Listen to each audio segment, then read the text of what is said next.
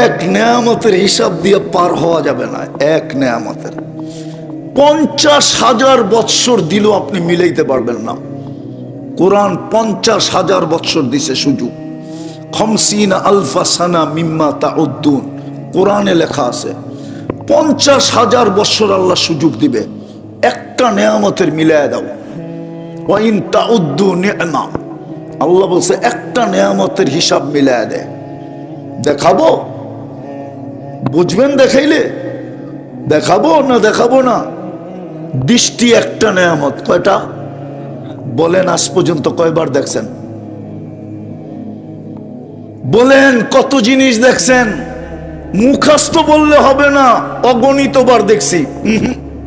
মানবে না আল্লাহ। আল্লাহ বলবে মিলায় দে, মিলায় দে।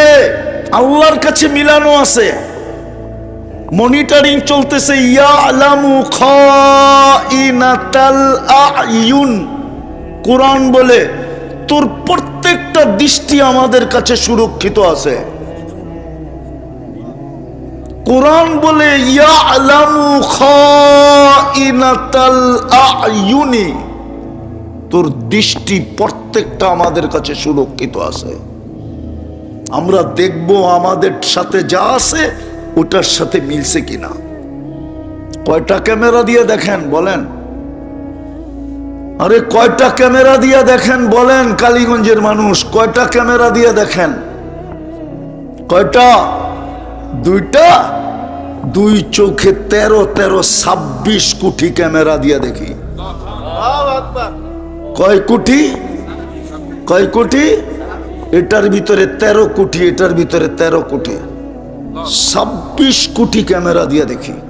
প্রত্যেকটা ক্যামেরার পিছনে কেবল আছে, তার আছে। 13 কোটি ক্যামেরার তার পিছনে আছে। একটাকে আরেকটার সাথে লাগতে দেয় নাই। জায়গাও বেশি নেন নাই। 1.6 সেন্টিমিটার জায়গা নিছে আল্লাহ। 13 কোটির কেবল পিছনে নিয়ে গেছে। শুধু ব্যবহার হয়েছে 1.6 সেন্টিমিটার, মিটারও না, সেন্টিমিটার। একটার হিসাব মিলিয়ে দিতে পারবো না। আজকে মুসলমানের এই দুরবস্থা কেন? মুসলমানের ঘরে জন্ম দিল, ইসলামের কোনো রং নাই। উম্মতে মুহাম্মদী বানাইলো, নবীর কোনো আদর্শ নাই। এই কারণেই মুসলমানের দুরবস্থা। আর যুবকরা দেখতেছে, অথচ জীবনের সবচেয়ে মাখন সময় ছিল যৌবন। শুধু শুধু বলেন নাই ইগতানিম খামসান ক্বাবলা খামসিন। হাদিসের সর্বপ্রথম শব্দ হলো শাবাবুকা ক্বাবলা হারামিকা। আল্লাহর রাসূল বলছেন 5 জিনিসের মূল্যায়ন কর 5 জিনিসের আগে।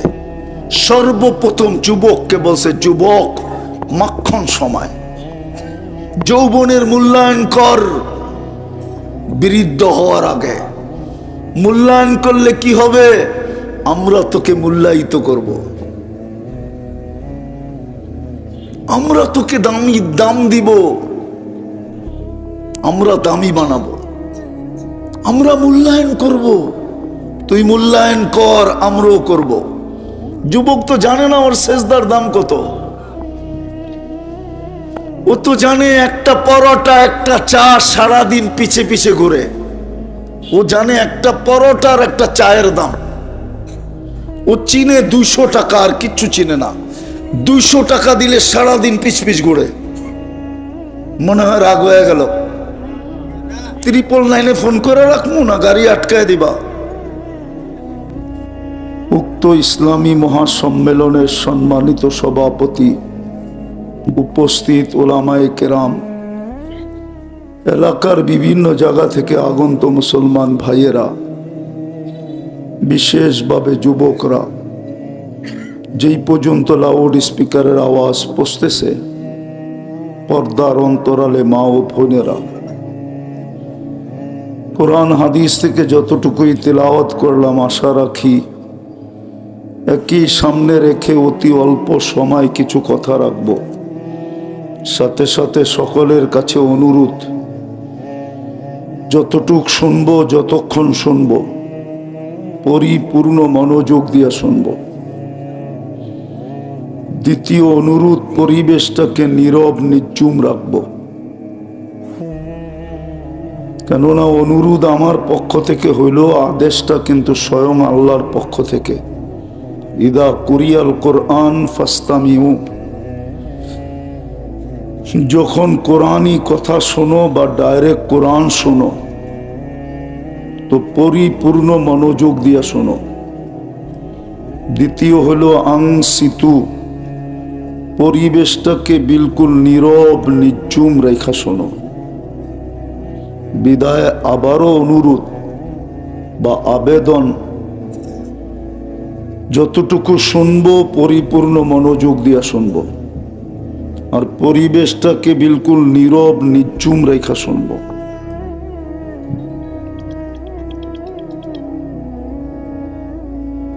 মানুষের জীবনের পুরাটা সময়ই মূল্যবান।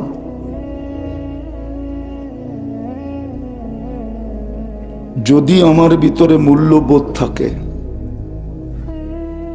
মানুষের জীবনের পুরাটা সময়ই মূল্যবান। কিন্তু শর্ত হইল আমার কাছে যদি তার মূল্যবোধ থাকে। আর যদি মূল্যবোধ না থাকে, মনোযোগ কিন্তু, কথা লম্বা হবে না। যদি মূল্যবোধ থাকে তো পুরাটা সময়ই মূল্যবান।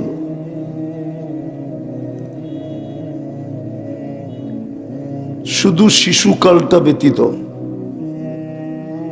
কেননা শিশুদের থেকে কলম উঠানো, রফিয়াল কলম সবই হাত্তা ইয়াবলুক, আস্তে আস্তে হবে, আস্তে আস্তে। আমারও তো লাউড স্পিকার আছে, কোরআনে স্পিকার দিয়ে শোনার কথা বলে নাই, মনোযোগ দিয়ে শোনার কথা বলছে। বিদায় হজে ১৬ লক্ষ সাহাবা ছিলেন, ওইখানে কোন কোম্পানির লাউড স্পিকার ছিল? যুক্তি দিয়া বুঝান আমাকে, কোন কোম্পানির লাউড স্পিকার ছিল? দুনিয়ার কোন ব্যক্তি আছে বলতে পারবে যে সাহাবারা আল্লাহ রসুলের কথা শুনেন নাই? মনোযোগ ছিল। এখন আমরা স্পিকার নির্ভরশীল, স্পিকারের আওয়াজের উপরে নির্ভর করি, মনোযোগের উপরে নির্ভর করি না। যার কারণেই তো কথা দিলে লাগে না। নাইলে মুসলমানের এই দুরবস্থা হবে কেন? আমি আলোচ্য বিষয়ের থেকে সরে গেলাম। এই দুরবস্থা মুসলমানদের হবে কেন? ২৫০ কোটি মুসলমান দুনিয়াতে, ৬০টা মুসলিম দেশ, দুনিয়ার 70% সম্পদ তো মুসলমানের পায়ের নিচে। গুগলে যে সার্চ দিয়ে দেখেন, দুনিয়ার সবচেয়ে বড় কারেন্সি মুসলমানের কাছে। কুয়েতের চেয়ে বড় কারেন্সি কারো কাছে নাই, বাহরাইনের চেয়ে বড় কারেন্সি কারো কাছে নাই, ওমানের চেয়ে বড় কারেন্সি কারো কাছে নাই, ব্রুনাইয়ের চেয়ে বড় কারেন্সি কারো কাছে নাই। দুনিয়ার সবচেয়ে বেশি পোশাক মুসলমান ব্যবহার করে, কাপড় চোপড়। মুসলমান চেয়ে বেশি কাপড় চোপড় কেউ ব্যবহার করে না। প্রমাণ দিমু গুগল থেকে বাহির করা। এখানে তো বেশিরভাগ নেতৃস্থানীয় লোক আছে, সবার হাতে অ্যান্ড্রয়েড সেট আছে, সবার কাছে ইন্টারনেটের সংযোগ আছে। এখনই সার্চ দিয়া দেখুক না, বিল গেটসের একটা প্যান্টের দাম কত, আর আমাদের বিত্তবানদের এক একটা পাঞ্জাবির দাম কত, পোশাকের দাম কত। এখন সার্চ দেখ, এখন সার্চ দিয়া দেখুক বিল গেটসের একটা প্যান্টের দাম কত, একটা শার্টের দাম কত, গুগলে দেওয়া আছে। আমেরিকার ডলার এত বড়, ট্রাম্প এত ধনী, ওর তো একটা গাড়িও নাই 24 ক্যারেট সোনায় মোড়ানো। দুবাইয়ের যুবরাজের তো একাধিক গাড়ি আছে 24 ক্যারেট সোনায় মোড়ানো। এই দুরবস্থা কেন মুসলমানদের? মুসলমানদের চেয়ে বেশি প্রসাধনী তো কেউ ব্যবহার করে না, মুসলমানদের চেয়ে ব্র্যান্ড দুনিয়ার কেউ ব্যবহার করে না। আমি তেমন মিডিয়ায় বিশ্বাসী না, কারণ আমি দুনিয়া চষে বেড়াই, চষতে চষতে শেষ। উন্নত দুনিয়া শুধু আমার নিউজিল্যান্ড বাকি আছে। এক এক দেশে আমি 16-17 বার গেছি। মুসলমানের চেয়ে বেশি ব্র্যান্ড কেউ ব্যবহার করে না। ওই যে উনি বলে এয়ারফোর্সে চাকরি করে, জিজ্ঞাসা করেন তো, মুসলমানের চেয়ে দামি ব্র্যান্ড কেউ ব্যবহার করে না। মুসলমান সবচেয়ে দামি ব্র্যান্ড ব্যবহার করে। মুসলমান নারীদের চেয়ে প্রসাধনী দুনিয়ার কেউ ব্যবহার করে না। মুসলমানের চেয়ে স্বর্ণ অলংকার দুনিয়ার কেউ ব্যবহার করে না। আপনাদের এই এলাকার বাড়িতে ব্যবহৃত কাপড় যতগুলো আলমারিতে আছে, শুধু এই কালীগঞ্জ থানায় ইউরোপের একটা দেশেও এত ব্যবহৃত কাপড় আলমারিতে নাই। যদি থাকতো তাহলে আমাদের দেশে অতগুলা ডাস্টবিন নাই, যতগুলা ব্যবহৃত কাপড় ড্রপ করার জন্য, রাখার জন্য রাস্তাঘাটে যতগুলা বক্স রাখা আছে ব্যবহৃত কাপড় রাখার জন্য, ইউরোপের প্রত্যেকটা শহরে। এই দুরবস্থা কেন? জবাব দেন আমাকে। মুসলমানদের এই দুরবস্থা কেন? দুনিয়ার চাবি মুসলমানদের হাতে আল্লাহ দিয়া দিয়েছেন, ঘুরাইতে জানে না। নইলে 1 ঘন্টায় সারা দুনিয়াকে মুসলমান জাম করতে পারে। এই দুরবস্থা মুসলমানদের কেন? মুসলমান যুবক বিজাতির রূপে রূপান্তরিত হয় আসক্ত কেন? মুসলমানের চেয়ে ইন্টারনেট দুনিয়ায় কেউ বেশি ব্যবহার করে না। চ্যালেঞ্জ আমার সাথে, গুগলে যে সার্চ দিয়ে দেখেন সবচেয়ে বেশি ইন্টারনেট কারা ব্যবহার করে। ইন্টারনেট কাদের? আমাদের যুবকদের চুলের স্টাইল দেখলেই তো, আমি তো দুনিয়া ঘুরে ওদের চুলের স্টাইল কোনো দেশে পেলাম না। ওরা তো 50 টাকার চুল 500 টাকা দিয়ে কাটে। ঈদের রাত্রে 1000-2000 টাকা দিয়ে কাটে। 4-5 ঘন্টা সিরিয়ালে বসে থাকে। ওরা কেন বিজাতির রূপে রূপান্তরিত হয় আসক্ত? কেন? ওরা নেটে দেখে মুসলমানদের দুনিয়াতে কোনো ভ্যালু নাই, একটা কুকুরের সমান ভ্যালু নাই, কুকুরের সমান। প্রমাণ দিব? নেবেন প্রমাণ আমার কাছ থেকে? আজ পর্যন্ত আমার দেশের কোন লিডার আমাকে দেখাইতে পারবে না যে সারা দুনিয়া বাদ দিলাম, বাংলাদেশের প্রাণীবাদী সংস্থা 2টা নিন্দার শব্দ লেখছে, 2টা নিন্দার শব্দ। কোন ফেসবুকে কেউ দেখাইতে পারবে না। অথচ বাংলাদেশের সুপ্রিম কোর্টের রায়, কোন কুকুরকে আপনি ইনজেকশন দিয়ে মারতে পারবেন না।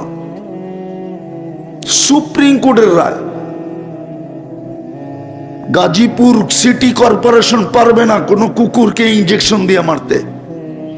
চাই সারা রাত্র ওরা গাজীপুর শহর চৈশা বেড়াক, মানুষকে ঘরে দৌড়ায়া পাঠায়া দেখ। ঢাকা শহরেও পারবে না, এটা সুপ্রিম কোর্টের রায়। ওরা কুকুরকে প্রাণী মনে করে, এদেরকে প্রাণী মনে করে না। মুসলমানদেরকে প্রাণী মনে করে না, মনে করে আগাছা। এই দুরবস্থা কেন? আপনি পারবেন আমাকে দেখাইতে?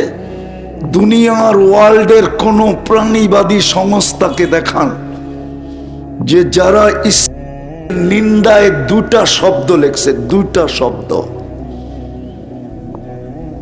চ্যালেঞ্জ আপনার সাথে, পারবেন না। কেন? ওরা প্রাণী মনে করে না। এই দুরবস্থা কেন আমাদের? যার কারণে তো আমাদের যুবকরা কনভার্টেড হইতেছে। ওরা ইসলামকে লাইক করে না। ওরা 14 তারিখ এরকম উদযাপন করে, সারা দুনিয়াকে মাতাল করে 14 তারিখ উদযাপন করে। জিজ্ঞেস করেন ওদেরকে, শুধু ফুল দেয় না, হোটেলে খাওয়ায়, পার্সেল দেয়। WHO চিনেন? বিশ্ব স্বাস্থ্য সংস্থা যদি বলতো যে কলিজা বুনা করে দিলে তুমি মরবে না, তো ওরা কলিজা পর্যন্ত বুনা করে বাইরে দিয়া দিত, যাতে একবার জীবনে লেখা দেয় I.U। কোন মেয়ে ওদেরকে লেখা দেয় আমি তোমাকে ভালোবাসি, ওরা তো কলিজা দিয়ে দিত। আমার দেশের মতো তো আমি মাতাল হইতে দেখি নাই।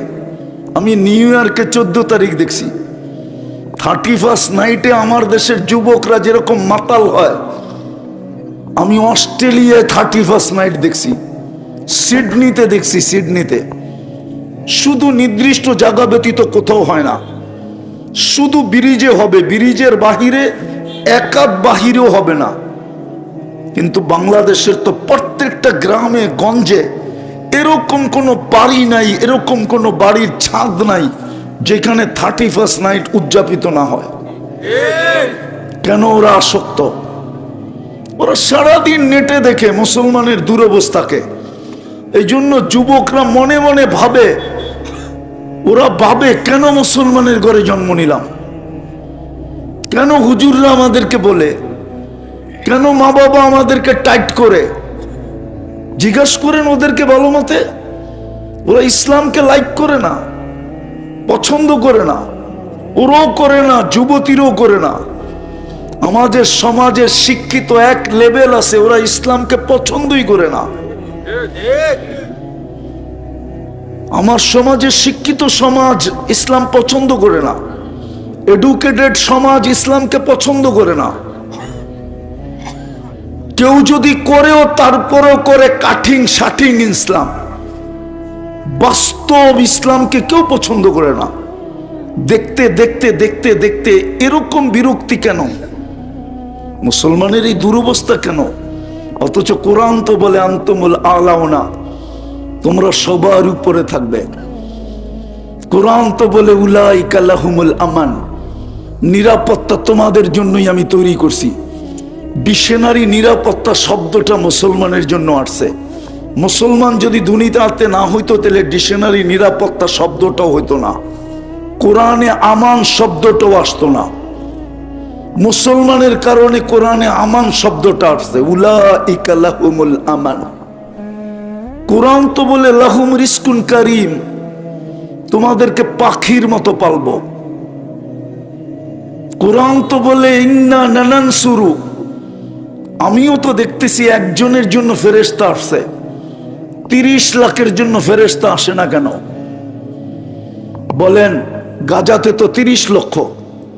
আমি তো প্রমাণ দিব একজনের জন্য ফেরেশতা আসছে, অনলি একজনের জন্য, সিঙ্গেল পারসন। এর জন্য ফেরেশতা নাইমা আসছে 4th আকাশ থেকে।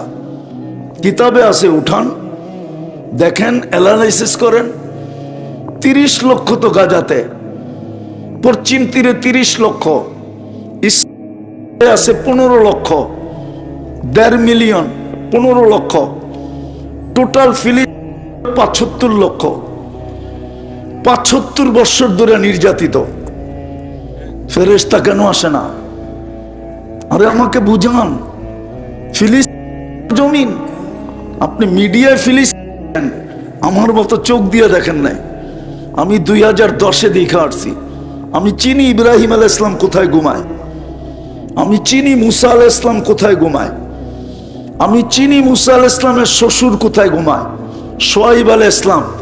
আমি চিনি ওনার শিষ্য কোথায় ঘুমায়, ইউশা বিন নুন। আমি চিনি 70 জন নবীর কবর কোথায় কোথায় চিহ্নিত। আমি চোখে দেখা বলতেছি আপনাদেরকে। যদি এইখান থেকে বাহির করার মতো ক্ষমতা থাকতো তাহলে প্রজেক্টরে দেখায় দিতাম পিছনে। আমি চিনি 45,000 সাহাবার কবর কোথায়। আমি চিনি আল্লাহর রসুল বোরাক কোথায় বাঁধছিল। আমি চিনি কোন জায়গায় দাঁড়ায় ইমামতি করছিল। আমি চিনি কোন জায়গায় দাঁড়ায় খুতবা দিছিল। কোরআন বলে যার